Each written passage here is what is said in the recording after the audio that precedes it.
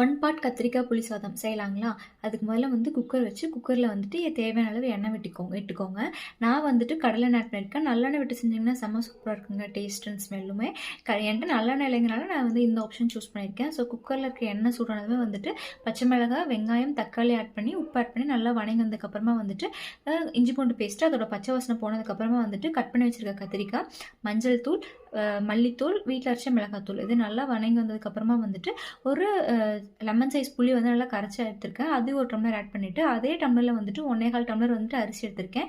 So புளி தண்ணி add பண்ணது போக மீதி எவ்வளோ வேணுமோ அந்தளவுக்கு தண்ணி ஆட் பண்ணிவிட்டு ஒரு 3 விசில் விட்டு எடுத்து வச்சுக்கோங்க. இப்போ வந்துட்டு தாளிப்புக்கு வந்து கடுகு, கடலைப்பருப்பு, சீரகம், தென் வந்துட்டு வேர்க்கடலை, உளுந்து பருப்பு, கருவேப்பிலை இதெல்லாம் தாளித்து மேலே ஆட் பண்ணிக்கோங்க. தென் வந்து கொரியாண்டர் லீஃப் ஆட் பண்ணிவிட்டு நல்லா மிக்ஸ் பண்ணி விட்டுட்டு சுட சுட வந்துட்டு சர்வ் பண்ணுங்கள். இது கூட வந்துட்டு தயிர், ஊறுகாய், அப்பளம், இது மேலேயே வந்துட்டு பூந்தி இதெல்லாம் போட்டு சர்வ் பண்ணுங்கள். கொஞ்சமாக நெய் விட்டுக்கோங்க. டேஸ்ட்டு சூப்பராக இருக்கும். வீடியோ சேவ் பண்ணிட்டு ட்ரை பண்ணி பாருங்கள். இதே மாதிரி இன்னொரு லஞ்ச் பாக்ஸ் ரெசிபியில் பார்க்கலாம். Until then see you, bye.